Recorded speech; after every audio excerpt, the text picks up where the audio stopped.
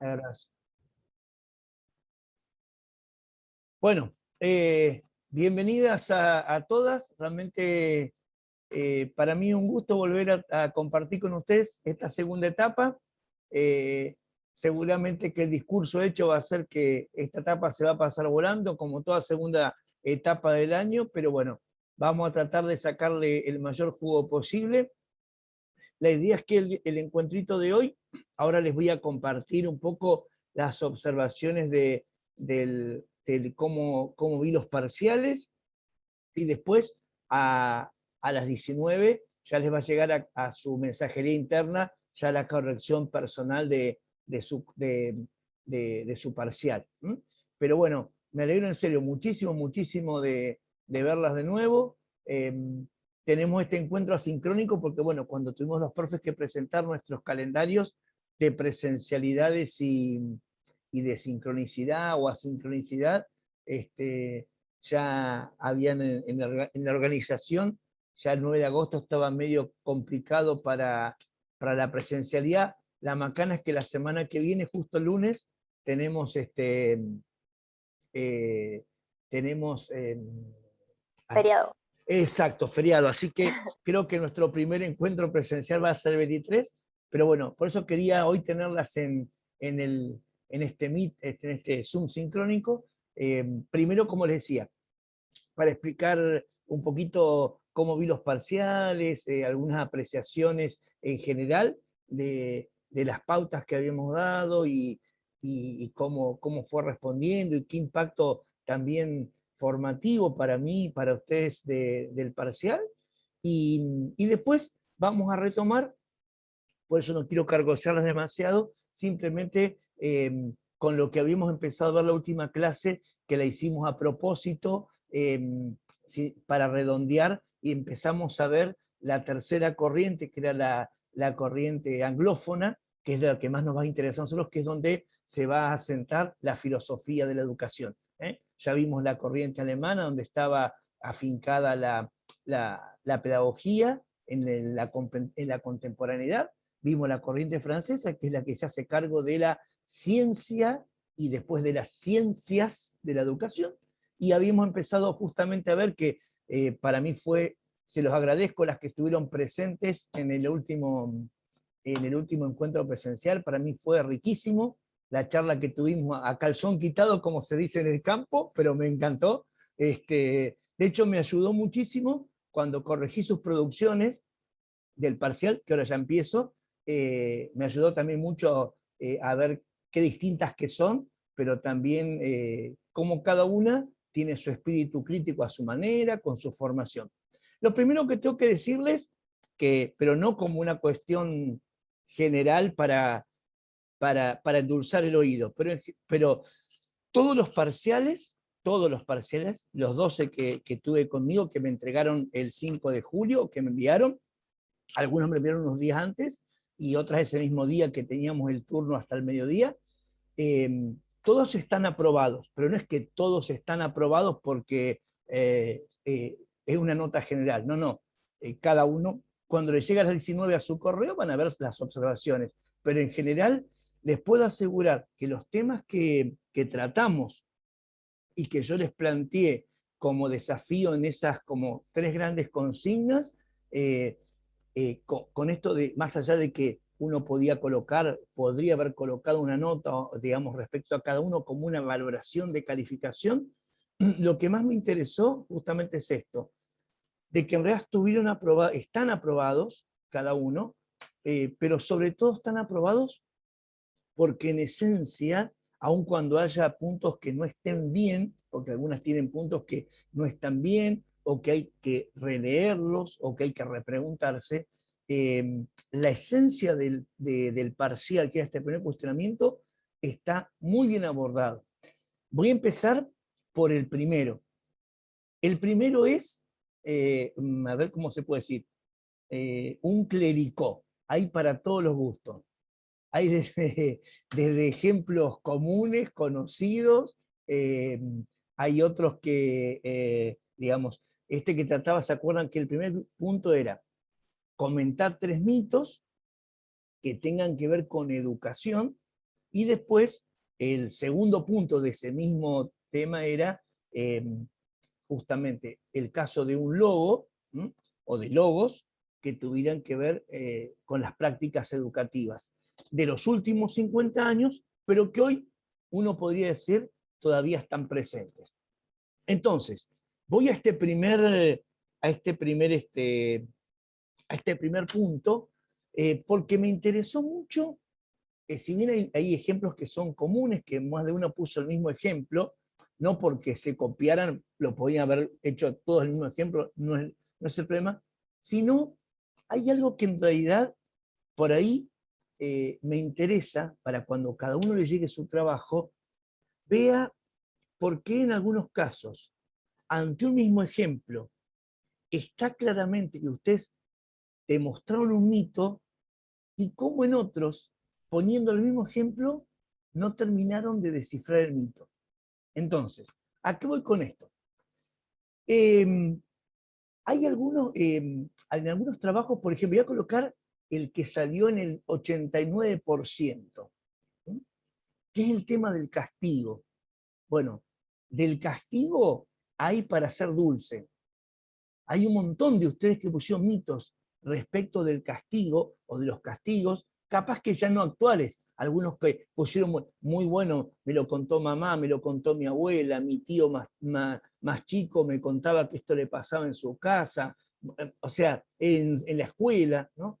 Ese que es el que más se reitera como ejemplo, bueno, acá por favor tomen nota de esto que les digo, más allá de, repito, que les llegue la corrección de su parcial ahora a las 19. Algunos colocaron el ejemplo ese, no sé, a mi papá me contó que le pegaban con la regla en la mano. Entonces cuentan toda la práctica educativa, si quieren, hasta puede ser sádica, mala praxis, ¿no? Y algunas le colocan, y acá está el mito, y lo hacían, o sea, lo hacían porque los chicos se portaban mal, pero explican qué significado tenían.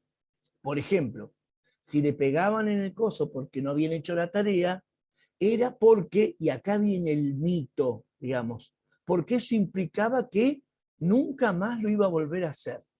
Bueno, hay gente que se quedó, me puso el ejemplo, me lo contó como historia familiar, que es real seguramente en el 100%, me colocó por qué lo hacían, pero no me contó lo más importante del mito.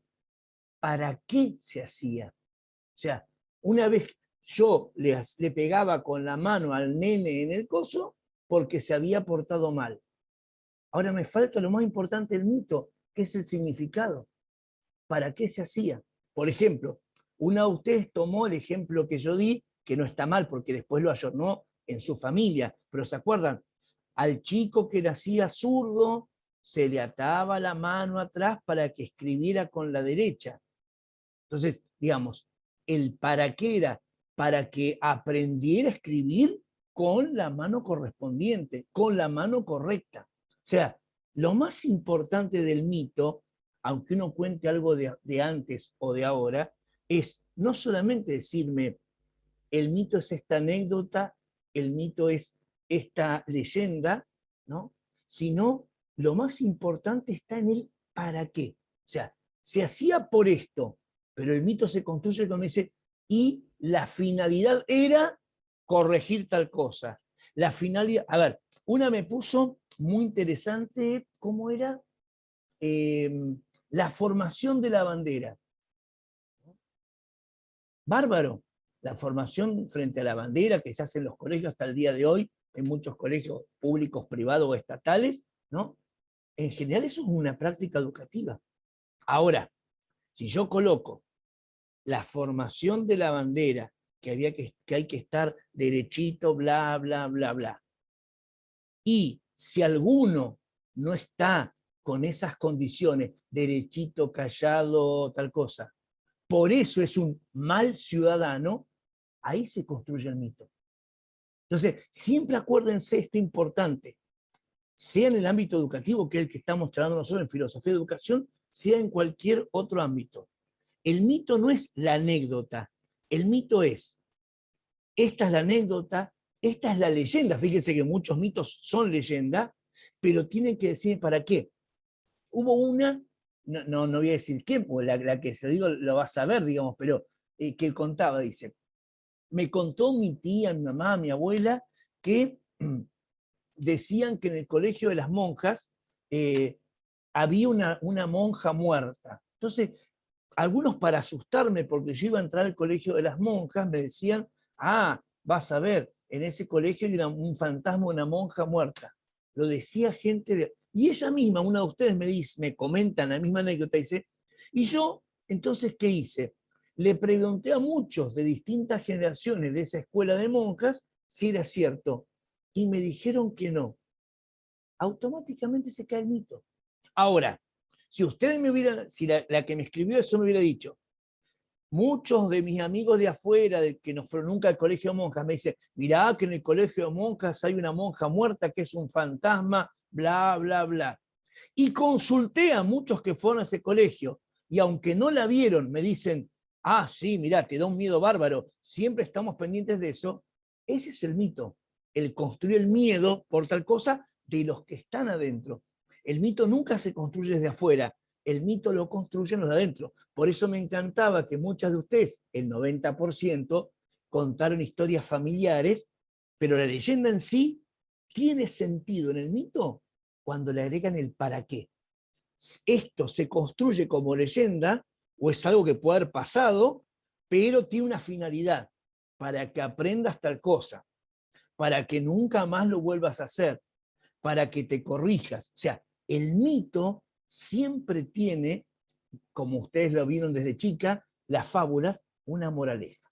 Entonces, este punto, aún la que le faltó la segunda parte, yo le coloqué, si está buena la leyenda o la anécdota, le coloqué, releelo, revelo, no para que me lo entreguen a mí de nuevo, sino para que se animen en su propio parcial a terminarlo. O sea, eso a ninguna le hizo desaprobar, pero sí para que vean que algunas colocaron algún ejemplo, alguna anécdota, alguna leyenda, y le hicieron el para qué.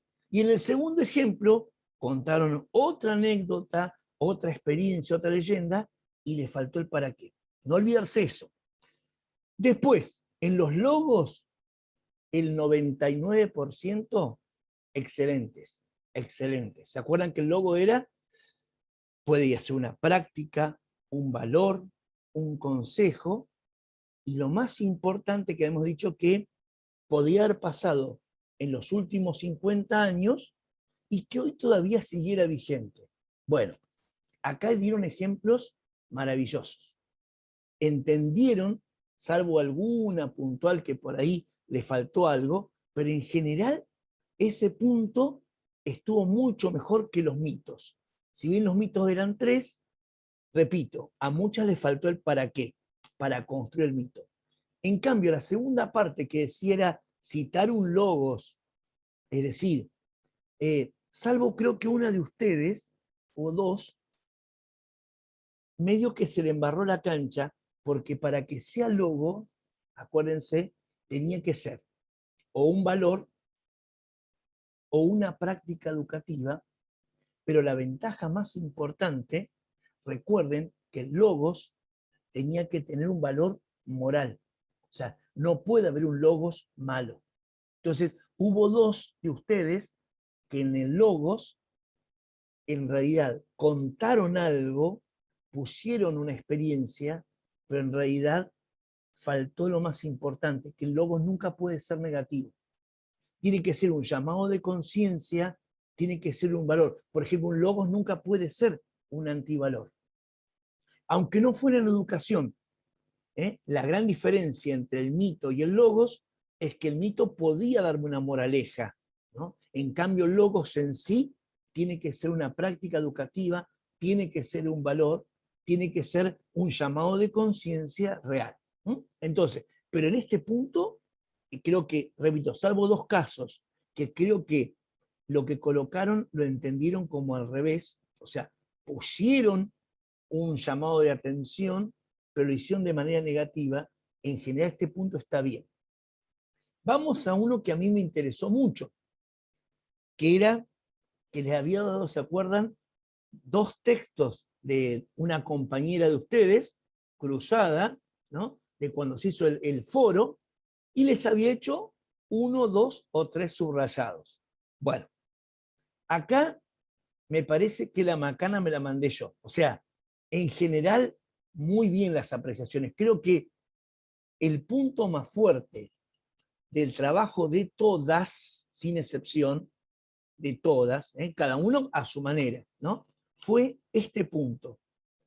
Porque yo les daba la oportunidad, ¿se acuerdan que a los subrayados podían repreguntarle algo, podían cuestionarlo, podían complementarlo, podían discutirle, podían contradecirlo? Bueno, acá hay para todos los gustos. Cada uno de ustedes, según los subrayados, optaron.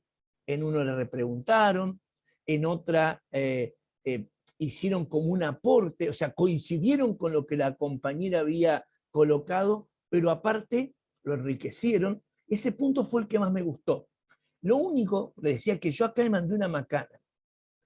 Había un texto que le tocó que a 3 de ustedes, que en el segundo párrafo yo había subrayado la frase de arriba, ¿no?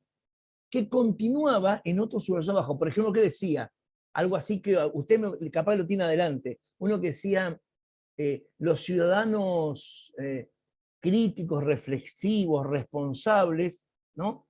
Son, y abajo seguía, vamos a poner miembros de la sociedad argentina.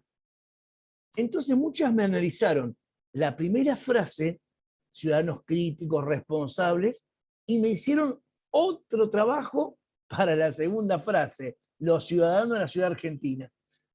No está mal, pero que creo que acá yo capaz que no estuve claro en la consigna, como les dije, repregunten, cuestionen, los subrayados. Claro, al primer párrafo que tenía un subrayado, a los que les tocó ese texto de esa compañera, bárbaro, hicieron lo que querían. En el segundo, justamente, párrafo, yo había hecho 2 subrayados separados, pero que una frase continuaba. Y creo que el 90% analizó la frase por separado.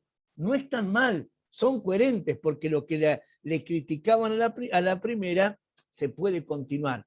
Pero fue una lástima que ninguna, sin excepción, de las que le tocó ese texto, no los unió, porque le hubiera dado más tela para cortar. Acá solamente una observación. Ahora cuando le llegue el trabajo a cada uno a su parcial, se van a dar cuenta.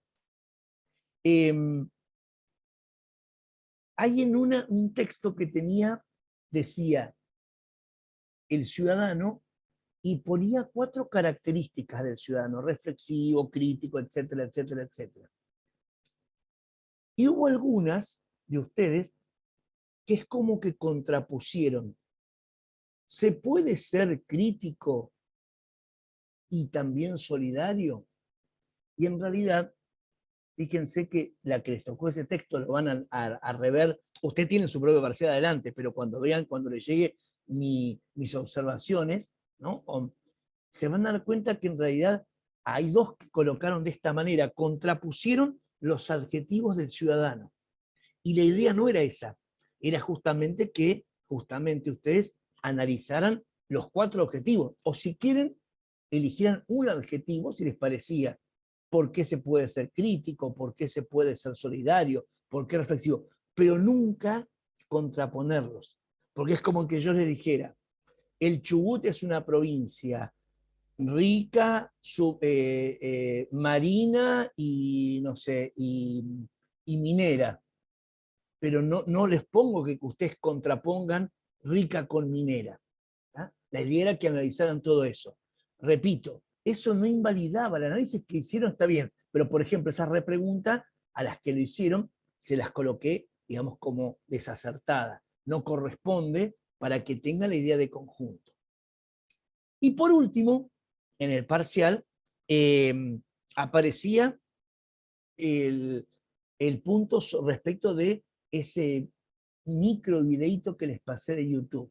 Bueno, si bien yo les decía este segundo punto, estuvo muy bien el de hacer las críticas, la, la repregunta, enriquecer lo que las compañeras habían colocado y yo subrayé. En el tema del video, hay una coincidencia ustedes, pero no coincidencia por copia, sino una linda coincidencia de miradas. O sea, cuando tienen que rescatar valores de ese video, se quedan con una esencia muy linda relacionada con la educación. Y hay 4 de ustedes que las felicito porque por más que daba para colocar un montón de valores para trabajar en educación y lo pusieron muy bien, hay 4 de ustedes que, repito, las felicito porque fueron al hueso. Ese video, pero no porque lo diga Sergio, sino que el cuestionamiento más fuerte es con el valor de la libertad. Entonces, algunas me colocaron empatía, me colocaron hospitalidad, cuidado por el otro. Excelente, como hay una conjunción de valores que las felicito. Sin embargo, 4 de ustedes fueron al hueso. Pusieron capaz que menos, pero se quedaron con la esencia del pez. Y la esencia de ese video, el cuestionamiento más fuerte, que justamente nosotros en educación es un tema importante. Por eso me encantó, no hay un parcial igual a otro, aunque hubieran repetido ejemplos, ninguna hizo el mismo análisis. Entonces yo quiero que este último punto me encantó y repito, la felicito cuando le llegue su parcial a cada una, que están aprobados, pero se van a dar cuenta aquellas que en el último punto se quedaron con el tema de la libertad. Simplemente de ese microvideo, si hubieran apuntado al tema de la libertad, directamente en una palabra, se resume todo el video. Pero no por la mirada de Sergio, el profesor de filosofía, sino porque en realidad ese video habla de muchos valores, pero a nivel de educación apunta exclusivamente al tema de la libertad.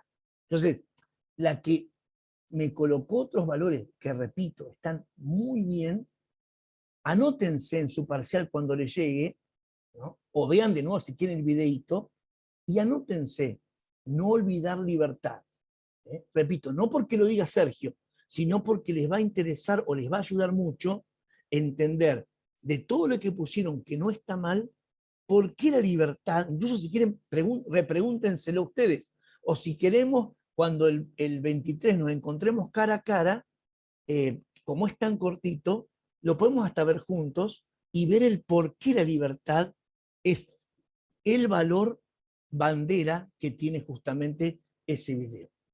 Pero empiezo la segunda etapa con ustedes muy contento, aunque si alguno de ustedes hubiera desaprobado, también estaría contento, porque es una cuestión de nota, pero los parciales de cada una tiene su parcial aprobado. Repito, no porque Sergio les regaló nada, los parciales son aprobados o desaprobados, no tienen nota, pero ustedes se van a dar cuenta, las apreciaciones que yo voy haciendo como respondiéndole a ustedes, el por qué, digamos, está la observación. Ninguna de ustedes le falta observaciones, ¿no? Pero no porque esté mal, sino porque hay cosas que está bueno. De hecho, cuando hagamos, si Dios quiere, mucho más adelante, un segundo parcial, el segundo parcial comienza con este primero que estuvimos el 5 de julio, que ustedes me entregaron como asincrónico. Así que, de corazón, las felicito, porque realmente fue un trabajo, me acuerdo, esos días estaban a full, con muchas cosas. Sin embargo, creo que no es porque fue asincrónico, fue más fácil, sino cada una lo encaró con ejemplos muy interesantes y creo que nos va a ayudar mucho, porque ahora viene una etapa en la cual vamos a afilar el cuchillo, digamos, en filosofía de educación, porque vamos a ir a lo concreto, vamos a ir a los valores concretos, a las corrientes concretas, y a las prácticas concretas, que es lo que más nos interesa, no tanta teoría solamente, ¿no? Entonces, a partir del 23 vamos a empezar como a cocinar la parte más práctica de la filosofía de educación, aunque tratemos autores, todo eso. Entonces, me interesaba que este parcial fuera lleno de ejemplos, y creo que en ese sentido se pasaron. Fue muy linda la experiencia. Bueno, les voy a compartir pantalla para que podamos ponernos en situación. Ya conocemos evidentemente esta diapositiva que la hemos usado otras veces, que es justamente la que tiene como punto de partida el tener, digamos, todas las corrientes a mano, y sobre este punto, sobre esta diapositiva, vamos a empezar a... Esperen que... No sé, ahí está. Sobre esta diapositiva, que vuelve a recordar los tres ámbitos culturales, el alemán, el francés y el anglófono. Nos vamos a quedar con el tercero, que es el que nos interesa a nosotros, y que empezamos a ver en la última clase, porque es donde vamos a centralizar de acá hasta noviembre toda la perspectiva, no solamente teórica, sino lo que más nos va a interesar, que va a ser la filosofía de la educación en las prácticas educativas. Bueno, entonces vamos a retomar lo que tengan a mano ahí para ir haciendo algunos apuntecitos, cosa que podamos aprovechar. A ver, estamos en estos minutitos para poder volver a rever, porque me interesa, esto lo hicimos como un pantallazo, y quiero que nos metamos en serio en la parte central de lo que nos va a acompañar la segunda parte. Recuerden que no es que, así como la pedagogía sí fue inventada de alguna manera en la antigüedad, y nosotros en el análisis que empezamos a hacer vimos la reconstrucción, digamos, de la pedagogía en la contemporaneidad, y le dimos una nacionalidad, la nacionalidad alemana. Alemania es quien en realidad, fines del siglo XIX y durante parte del siglo XX, asume esta relectura de la pedagogía. Después vimos que la corriente francesa, muy sociológica, es decir, con mucho análisis justamente ya no solamente de la pedagogía teórica o filosófica, sino que recuerden, cuando Francia toma la posta, quiere sacar la pedagogía y transformarla en ciencia, y ahí aparece esa ciencia de la educación, y después, como le va metiendo miradas, o mejor dicho, paradigmas, como el de la sociología, como el de la etnografía, ¿no?, la transforma en ciencias de la educación. Y por tercero, en la contemporaneidad, acá aparece, y esto yo les pedí ese día que tuvimos la última clase, yo les pedí por favor que vieran un detalle y que lo colocaran en sus apuntes, que me parece muy, muy importante. Siempre que se habla de lo anglófono, sobre todo de la edad moderna y la edad contemporánea, es como que todo nace en el Reino Unido, en la Gran Bretaña, y después pasa a Estados Unidos o a las colonias, Australia, Nueva Zelanda, Canadá.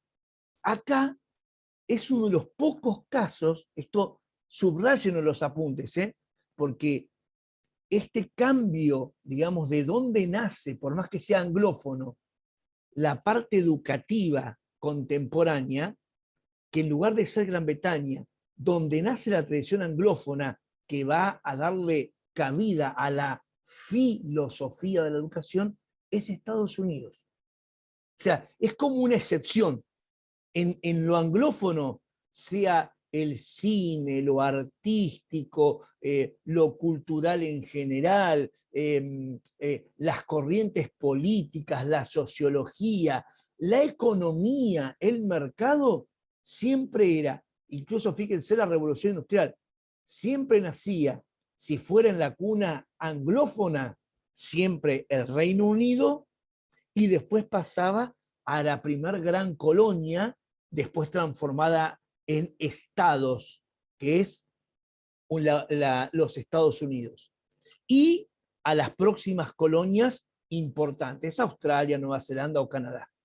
En este caso, no quiero ser cargoso, pero subráyenlo, es muy importante que la cuna en lo educativo, en la tradición anglófona, es Estados Unidos.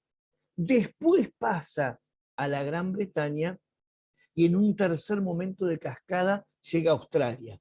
Después va a aparecer ya casi en la década, mira lo que digo, del 70 del siglo XX, en lugares como Canadá. Es más, Canadá opta después por desprenderse. Pero esto que dice la diapositiva, yo quiero que lo tengan presente. Estados Unidos es la matriz de la filosofía de la educación y después pasa esto a tenerse en cuenta en la Gran Bretaña o en el Reino Unido.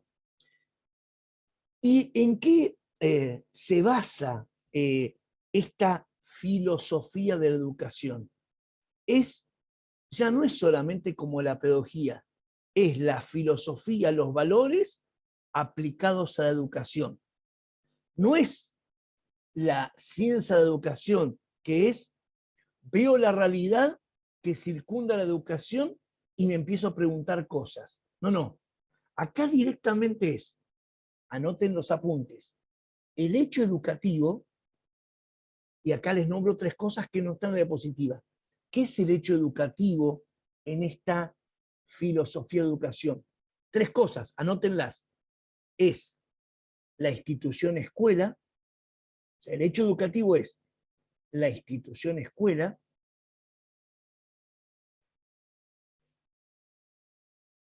los protagonistas, educandos, educadores, familia. Atención, el hecho educativo es la institución escuela. Los protagonistas, educandos, educadores, familia. Miren cómo discrimina. Educandos, educadores, familia. Y el tercero, atención que acá entramos nosotros vamos a entrar justamente en la volteada. Digo, nosotros estamos en un instituto de formación docente. El tercer elemento que va a tratar esta reflexión de la educación llamada filosofía de educación es la formación de los educadores. Repito las tres patas. Institución, escuela.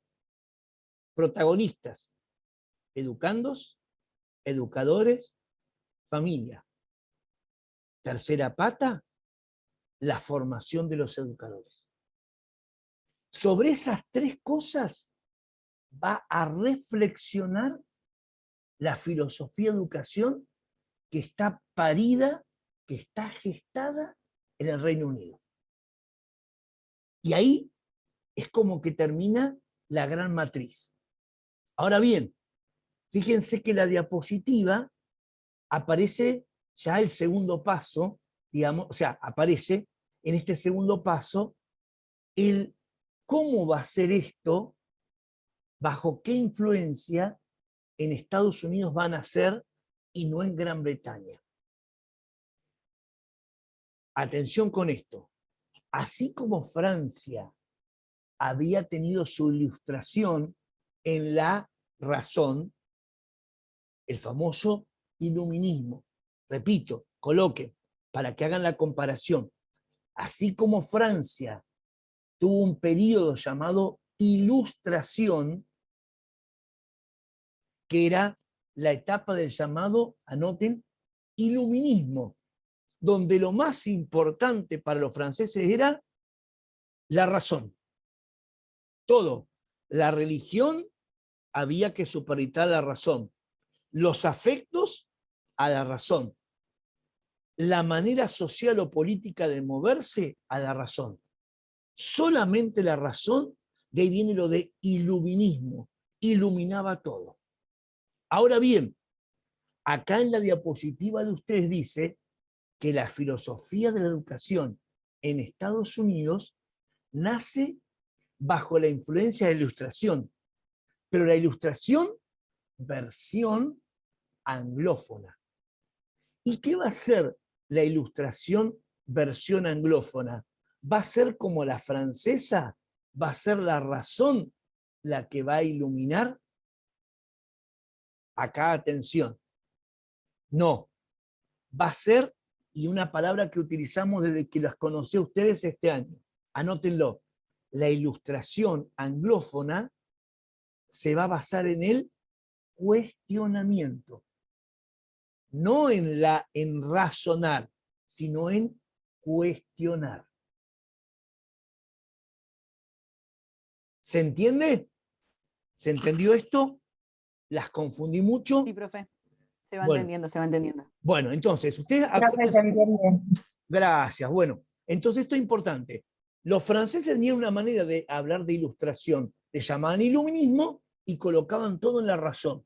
Los yanquis, vamos a decirlo en una manera un poco más coloquial, no eran yanquis ya en ese entonces, pero la cultura, digamos, norteamericana tiene otro tipo de ilustración por ser anglófonos. Son más eso anótelo, son más pragmáticos. Entonces, en lugar de plantearlo solamente en la razón, van a cuestionar la realidad, van a cuestionar las prácticas, van a cuestionar las prácticas de la institución escuela, van a cuestionar los protagonistas, el educando, el educador, el rol de la familia, y van a cuestionar la formación. Ustedes ya tienen que haber estudiado en Historia de la Educación, no sé si con Daniel Márquez o quién se los ha dado, o si lo vieron en Pedagogía, por algo, por más que le echen tierra a Sarmiento, por algo Sarmiento, cuando tiene que armar la formación docente versión argentina o versión Río de la Plata, se trae aquellas maestras que no eran simple maestras, eran filósofas de la educación. Sarah Eccleston era una filósofa de la educación. No eran simplemente maestras. No tengo nada en contra de decir que eran maestras, no. Eran maestras, podían haber sido maestros, en este caso eran maestras, pero que en realidad su formación era en filosofía de la educación. Imagínense, ellas conforman en menos de 3 meses, aprenden el español y arman las escuelas normales de Argentina con el paradigma que había de lo que era educación, educar a la institución escuela con todos sus ritos, arman la educación de lo que era la diferencia entre el educando, el educador y la familia que lo contenía, y arman en qué consistía lo que nosotros llamamos ahora formación docente. De hecho, fíjense, las escuelas secundarias, había una por localidad, que era la escuela normal para formación de maestros y maestras. Esa era la ilustración americana o norteamericana. No se apoyaba en la razón, reflexionaba en la educación desde lo pragmático. ¿Cómo anda la escuela e institución? ¿Cómo andan los protagonistas y cómo interactúan entre sí? ¿Cómo anda la formación de los maestros? Por eso es que el cierre que tiene ustedes ahí en la diapositiva, esta ilustración, esta filosofía recién nacida de educación, le da un relieve, un subrayado a la educación pública. de la educación privada ni se entendía ni se nombraba, ni les interesaba. O sea, es más, lo voy a decir medio crudo, la gente de dinero, la gente de plata, la gente desde las familias patricias en Argentina, también en Estados Unidos, mandaban sus hijos y sus hijas no a una escuela privada, mandaban a la escuela pública. Es más, cuando surgen las universidades en Estados Unidos, todas sin excepción, surgen como universidades públicas. Harvard era una universidad pública, porque esa era la institución llamada escuela-universidad donde se iban a formar los profesionales. Entonces, no era cuánta cuota pagabas, sino cómo te preparabas en el cuestionamiento para que en los exámenes pudieras acceder a la Universidad de Harvard o para que pudieras acceder al Community College, que eran como las escuelas normales en la versión norteamericana. Y entonces, acá viene el subrayado de hoy, que quiero con esto que hagamos la terminación de hoy en esta y la diapositiva que siga. ¿Quiénes son los que van a institucionalizar, digamos, la filosofía de la educación? Las famosas asociaciones de filosofía de educación. ¿Quién va a ser el gran fundador? Alguien que tiene una mezcla de pedagogo y sociólogo. Y les diría matemático. El famoso John Dewey. John Dewey va a ser el primero que en 1935 va a conformar la sociedad, la primera, respecto a la Sociedad Americana de Filosofía de Educación. Y fíjense, ¿en qué va a hacer consistir esta primera asociación? Y le va a dar matriz a otras de filosofía de educación. En el matrimonio, en lo más estrecho, en lo más conjunto, lo más cercano que hay entre reflexionar filosóficamente, pero pragmáticamente, es decir, sobre el compromiso político-social. Yo voy a tener que cuestionar qué compromiso político-social tiene la institución escuela. ¿Para qué sirve? ¿Para qué forma? ¿Para qué modelo de país? ¿Para qué futuro? 1935, ¿eh? Voy a la segunda pata, los protagonistas. ¿Cuál es el sentido de formar un niño o un joven para que sea ciudadano o ciudadana? Un maestro es simplemente alguien que transmite conocimientos o que tiene que contagiar compromiso político-social. La familia simplemente es la contenedora afectiva o tiene que ser la raíz y la primer responsable de la educación. Fíjense que hasta el día de hoy la gente dice, en la escuela los chicos vienen a aprender ciertas prácticas sociales, pero la primera célula educadora es la familia. Quien sea la familia de ese adolescente, de esa criatura, de ese joven. No importa quién es familia, pero quien sea la institución llamada familia, esto, desde la filosofía de educación de Dewey, va a ser, no es simplemente una contenedora afectiva, no, es la primer célula madre donde se construyen los primeros valores para comprometerse con. Si mis viejos roban, yo voy a robar, va a decir Dewey. Si mis viejos me dicen que esto está bien o está mal, la escuela podrá de alguna manera acompañar, reforzar, pero si la raíz, la génesis está en la familia, esa es la primera filosofía.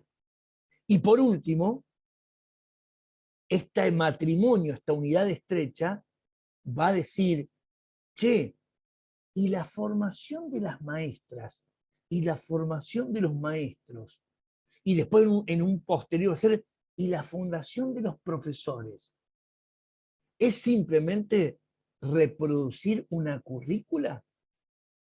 ¿Dónde está el ida y vuelta del compromiso social? Y para redondear hoy y ser fieles con el horario, pongo simplemente esto. 35, ¿no? Se había creado la Asociación Americana de Dewey. Sin embargo, fíjense, en el 41 aparece la creación de una sociedad de filosofía de educación divergente con Dewey. ¿Y por qué se caracteriza? Y acá termino por hoy y dejo la del 66, que es la de Gran Bretaña, para que empecemos el 23 a verlo juntos. Así hoy les paso hasta acá. Voy a ver si puedo sacar. Ahí está. Bien. De repente, fíjense, pasan 6 años de que Dewey ya estaba configurado con su asociación de filosofía de educación, era la autoridad moral más fuerte, y de repente aparece gente que no está del todo de acuerdo con Dewey, sí con esto de que tiene que ser la filosofía de educación un matrimonio, una unión convergente entre la filosofía y la realidad, digamos rápidamente. Sin embargo, aparece en el 41 una asociación disidente, es decir, divergente, contestataria a Dewey, y se caracteriza por 3 cosas. No a los compromisos parciales. Evidentemente, algo que le critican a Dewey es que en realidad él ponía en el discurso, en la filosofía, esto de compromiso político-social, pero terminaba de ser acomodaticio con las reglas del juego del momento. Algo que nosotros capaz lo vemos hoy en nuestros propios lugares.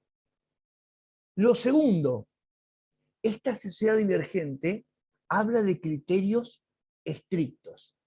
Es decir, habla de que, vamos a decirlo en criollo, si este es el valor ético, esta es la práctica moral y no hay discusión.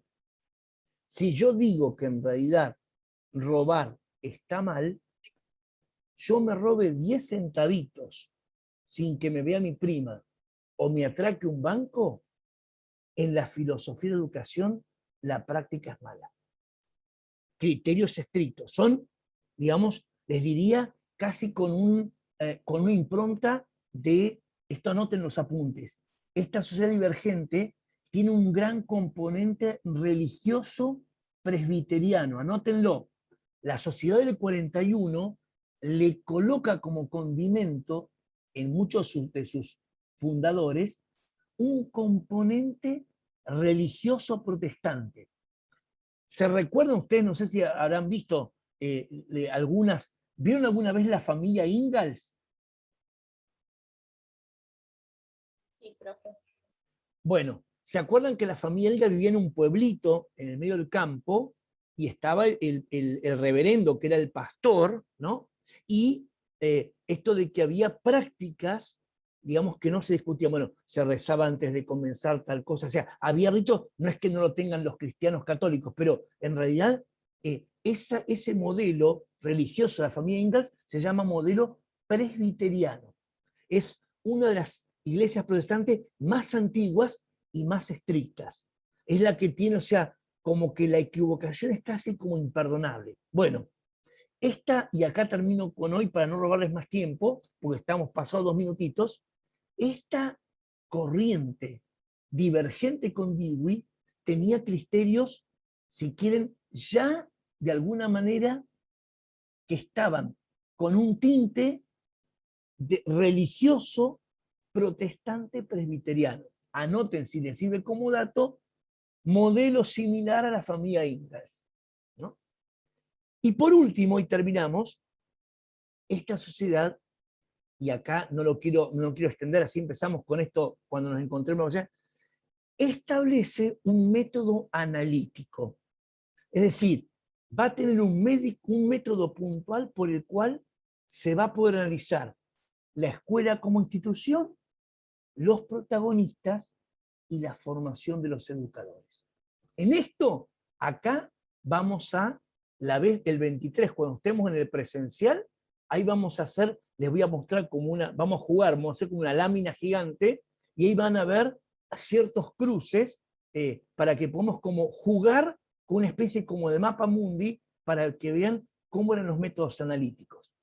Bueno, disculpen que les hablé un montonazo y les dejé las cámaras y las cabezas así, pero bueno, quería que no se me fueran sin darles esta primera, digamos, redondeo para empezar la segunda etapa. ¿Se entendió lo de hoy, aunque sea cortito? Sí, profe. Sí, profe. Sí.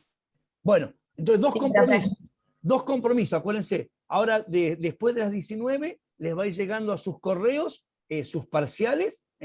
Si alguna tiene, repito, todos aprobados, pero más allá que esté aprobado, si alguna quiere con total libertad de acá al 23, Sergio, ¿me podrás aclarar tal apreciación? O me das material para tal cosa? ¿O me podrías explicar tal cosa? Con total libertad, ustedes saben, sea por mensajería interna, sea por el Gmail, me mandan a consultar de acá hasta el 23 lo que quieran. Y el 23, llévense, por favor, les pido a cada una, va a ser por burbujas, ¿no? Pero llévense, por favor, un afiche cada uno y 2 marcadores, ¿está? Por favor, anoten, yo se los voy a recordar, pero tenemos que armar como un planiferio especial entre todos, todas. Así que llévense de cualquier color, no importa el color que sea el afiche, porque no es tanto lo que vamos a escribir, sino que vamos a armar una especie de mapa mundi para que nos quede como juego, entre comillas, pero del universo que vamos a afrontar de acá hasta noviembre de la filosofía de la educación. Y 2 marcadores de 2 colores distintos. ¿Puede ser? Sí, profe. Sí, profe. Sí. Bueno, gente, otra vez, muchas gracias por conectarse. Nos vemos el 23. Acuérdense, cualquier consulta que tengan sobre el parcial, me mandan sin problema lo que quieran. Aclaración, Sergio, danos más material, podés volver a explicarme tal cosa, sin problema. ¿Puede ser? Sí, profe, muchas gracias. Sí, profe. Gracias. Bueno, nos vemos el 23 y que tengan buen inicio de todas las materias. Gracias, profe. Gracias, profe. Buenas tardes. Nos vemos. Buenas tardes. Buenas tardes. Chao, profe, gracias. Chao, gracias. Chao, profe.